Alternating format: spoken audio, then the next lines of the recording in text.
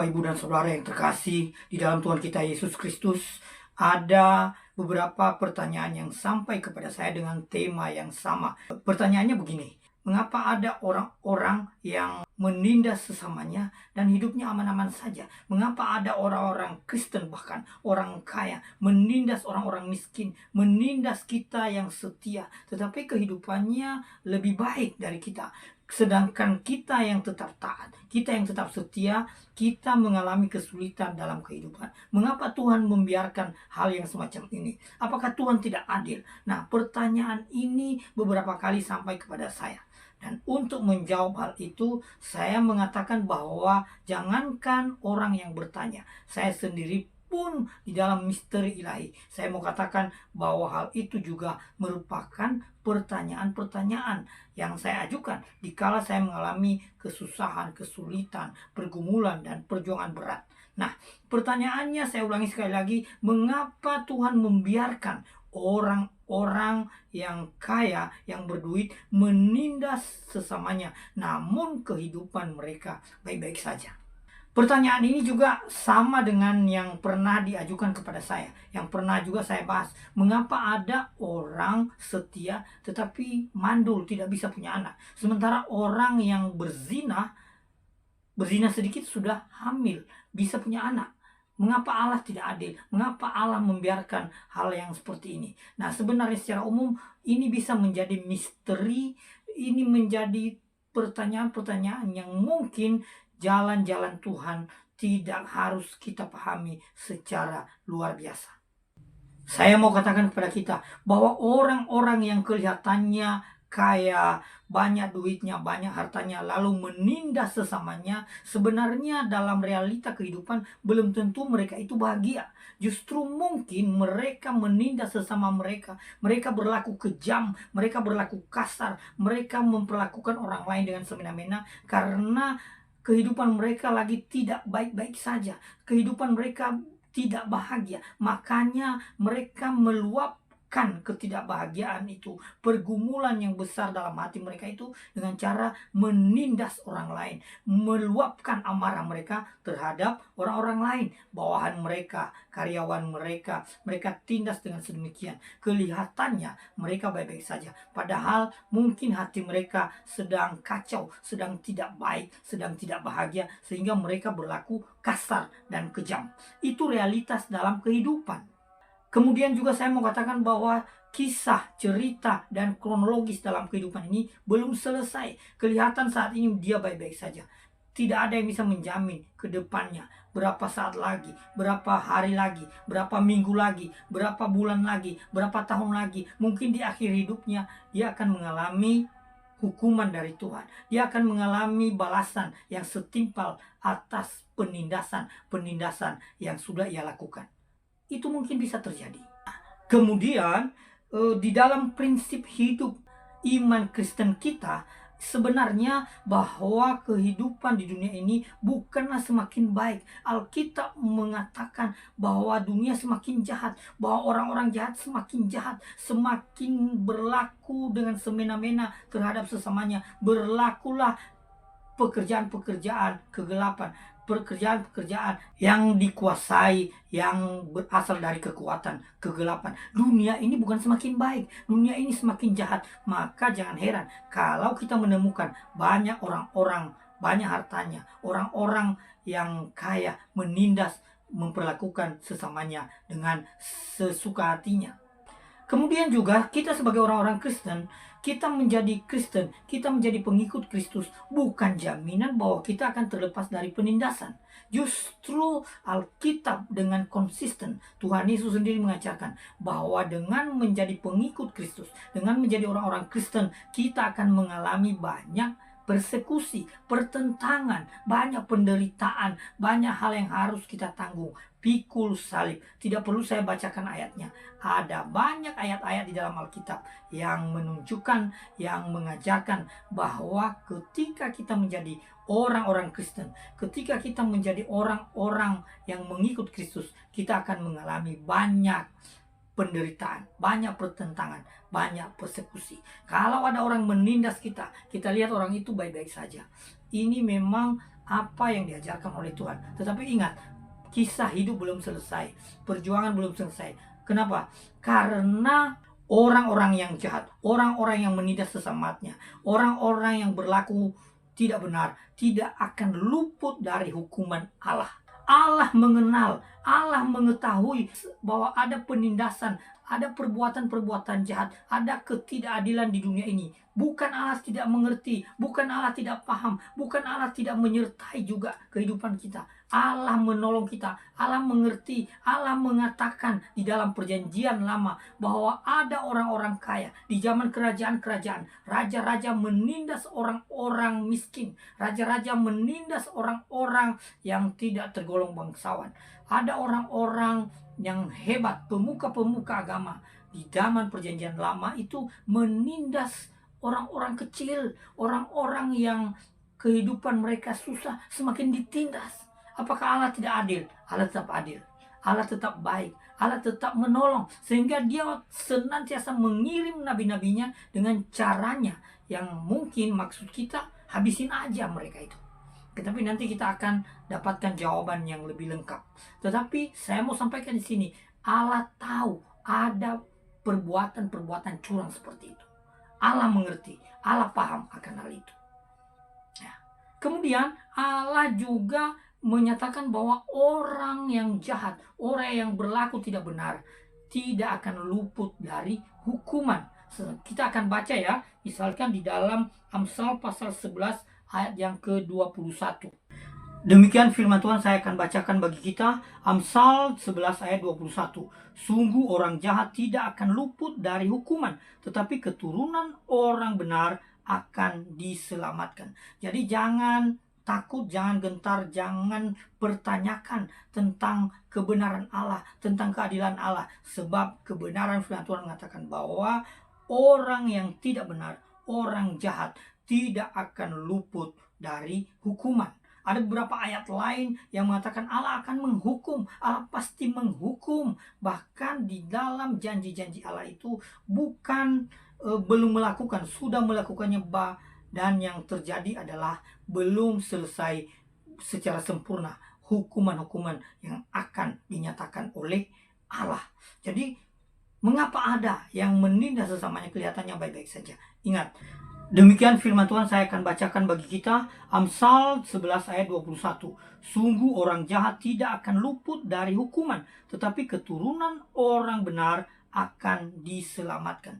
Jadi jangan takut, jangan gentar, jangan pertanyakan tentang kebenaran Allah, tentang keadilan Allah. Sebab kebenaran firman Tuhan mengatakan bahwa orang yang tidak benar, orang jahat, tidak akan luput dari hukuman.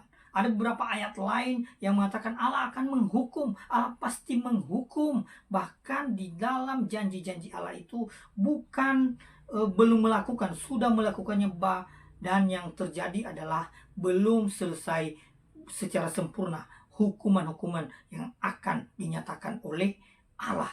Jadi mengapa ada yang menindas sesamanya kelihatannya baik-baik saja? Ingat, Allah mengerti, Allah mengetahui ada perbuatan-perbuatan kelaliman seperti itu.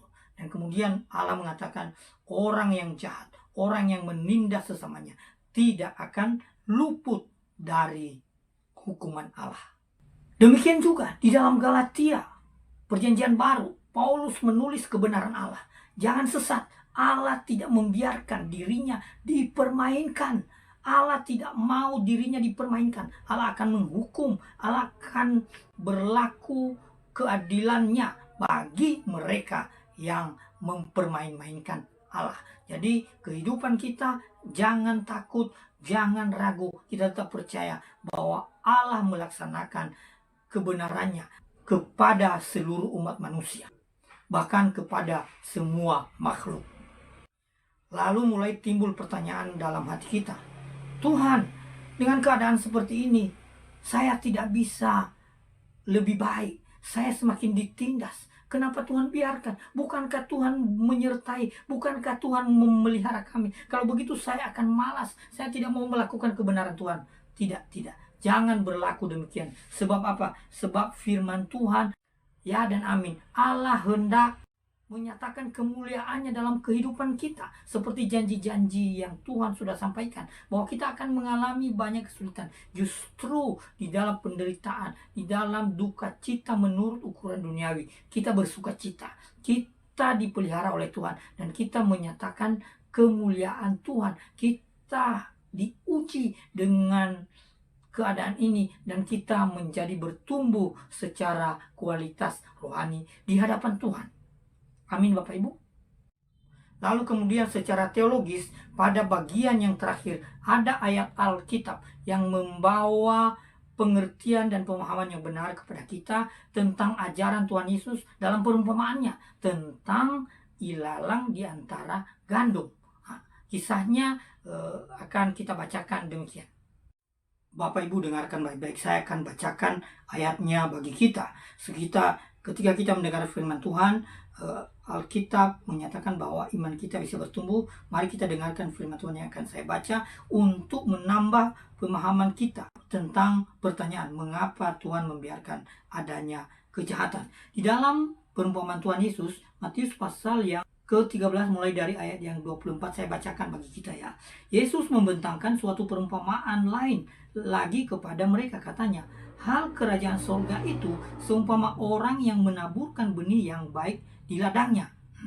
Tetapi pada waktu semua orang tidur, datanglah musuhnya menaburkan benih lalang di antara gandum itu lalu pergi. Ketika gandum itu tumbuh dan mulai berbulir, nampak jugalah lalang itu. Maka datanglah hamba-hamba Tuhan ladang itu kepadanya dan berkata, Tuhan, bukankah benih baik yang Tuhan taburkan di ladang Tuhan? Dari manakah lalang itu? Jawab Tuhan itu, seorang musuh yang melakukannya. Lalu berkatalah hamba-hamba kepadanya, jadi maukah Tuhan supaya kami pergi mencabut lalang itu? Tetapi ia berkata, jangan, sebab mungkin gandum itu ikut tercabut pada waktu kamu mencabut lalang itu. Tetapi ia berkata, jangan, sebab mungkin gandum itu ikut tercabut. Biarkanlah keduanya tumbuh bersama sampai waktu menuai. Pada waktu itu aku akan berkata kepada para penuai, kumpulkanlah dahulu lalang itu dan ikatlah berkas-berkas untuk dibakar. Kemudian kumpulkanlah gandum itu ke dalam lumbungku. Perumpamaan Tuhan Yesus ini menyatakan bahwa ada benih yang baik yang ditanam, lalu kemudian ada musuh benih yang jahat. Benih yang jahat ditanam. Ada benih gandum yang ditanam. Di tengah malam ada musuh menanam benih ilalang. Ilalang itu digambarkan sebagai kejahatan, ya. Nah, lalu murid-murid berkata, kami akan menghabisin, kami akan mencabut yang jahat itu. Tetapi Tuhan berkata, jangan, nanti gandumnya ikut tercabut. Apa maksudnya? Mungkin bisa kita pahami secara mendasar bahwa Tuhan tidak menghendaki bahwa orang-orang jahat itu dihukum pada masa kini. Mengapa? Karena bisa saja orang-orang yang baik, orang-orang pilihan Tuhan bisa ikut kena. Ya, orang-orang jahat di kota ini misalnya melakukan dengan sebebas-bebasnya kejahatan.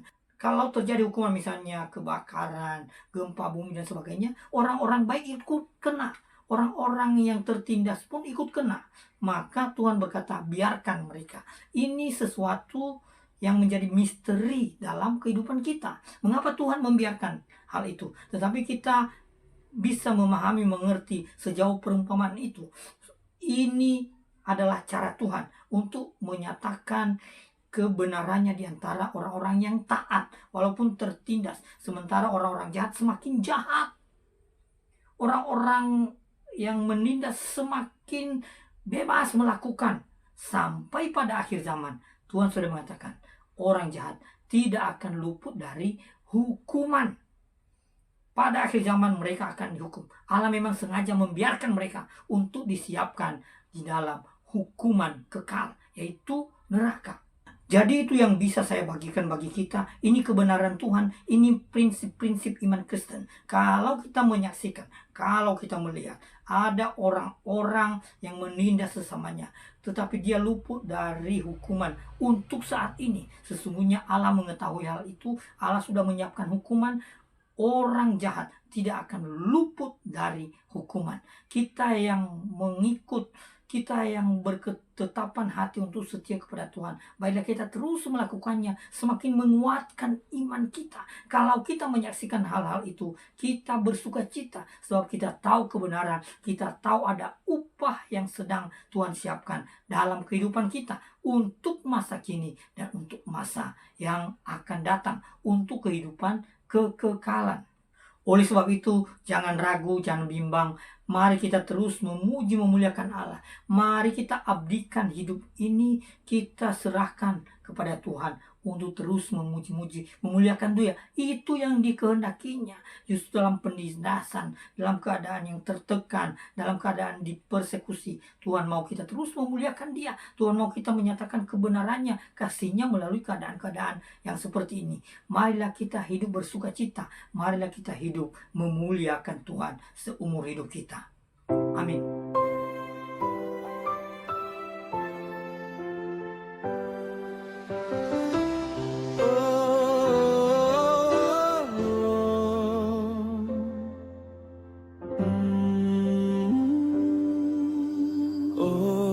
Tuhanku, betapa mengagumkan segala karya-Mu di dalam hidupku.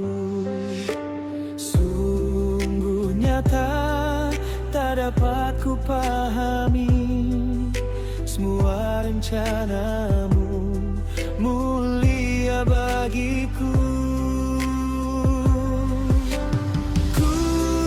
Persembahkan hidupku bagimu, jalani hidup seturut rencana-Mu. Pimpin jalanku di dalam terang-Mu, aku mau hidup dalam kehendak-Mu.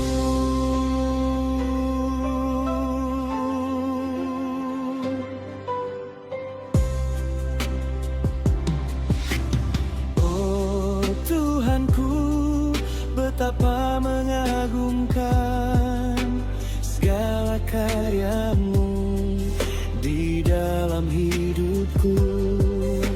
Sungguh nyata, tak dapat ku pahami semua rencana-Mu, mulia bagiku. Ku persembahkan hidupku bagimu, jalani hidup seturut rencana-Mu. Pimpin jalanku di dalam terang-Mu, aku mau hidup dalam kehendak-Mu.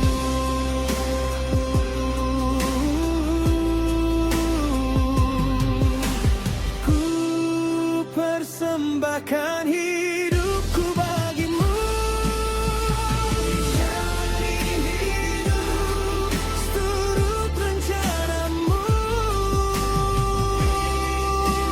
Jalanku di dalam terang-Mu, aku mau hidup dalam kehendak-Mu.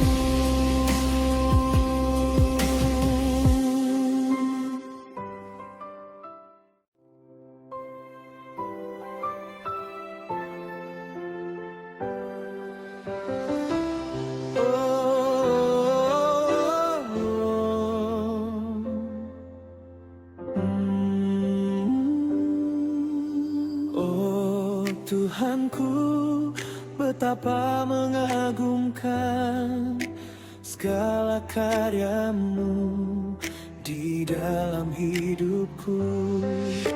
Sungguh nyata, tak dapat ku pahami semua rencana-Mu, mulia bagiku.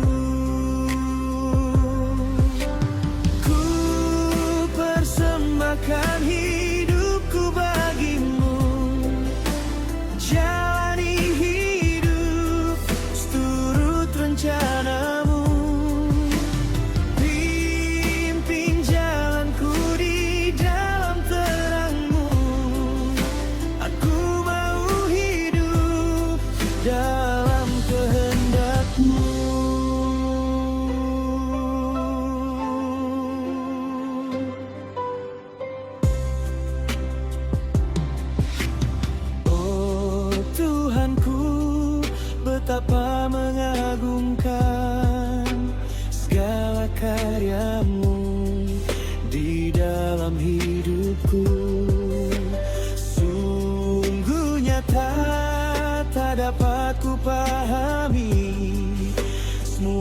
rencanamu mulia bagiku. Ku persembahkan hidupku bagimu, jalani hidup seturut rencanamu.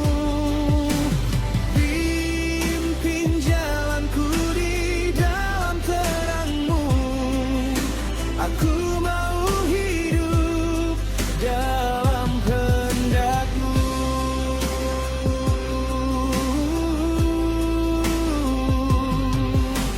Ku persembahkan hidup